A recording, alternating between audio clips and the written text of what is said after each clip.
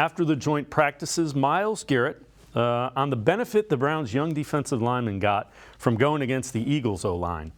Going against big-time talent like they were, they're getting looks that you don't always get to get. You're going against Joel and Jed and Jack and Dewan.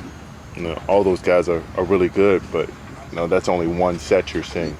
You're seeing a variety of different skill sets, from a different team who's very talented at what they do, and that allows you to start adapting to what else you're going to see in the league, and it starts to create a little bit of a variety of your pass rush moves and what you see really works for you and what works for you across the board instead of just one style.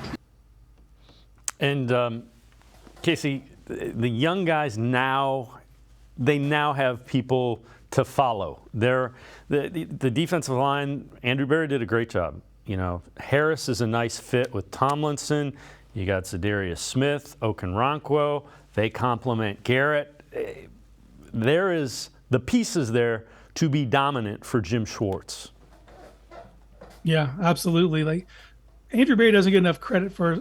There are certain positions he's had better luck with than others, and defensive tackle, for whatever reason, has been a blind spot to those guys, especially in the draft.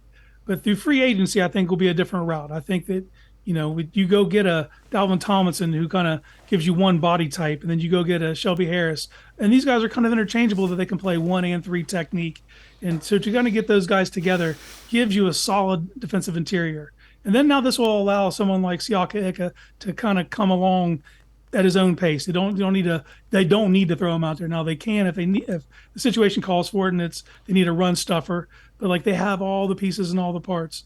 And to go up against another team like the Eagles, who, from top to bottom, that offensive line is solid, and to get those live reps, because when you go against your own team, they understand your moves. You understand theirs. There's a certain knowledge there going into those practices that you don't have kind of flying blind against a team like the Eagles when you don't know how they're going to recover. You don't know how their pass sets are going to be or how they like to handle certain moves. So I think that those kind of lessons are invaluable. Yeah, and you get to see, well, this move didn't work. Don't do that. Yeah, you have to have a plan B. You got to be able to pivot. Like Myles said, you have to switch things up. And you only find that out through actually, these guys have been tested in the fire now before they actually get to the season opener. And that's nothing but a good thing.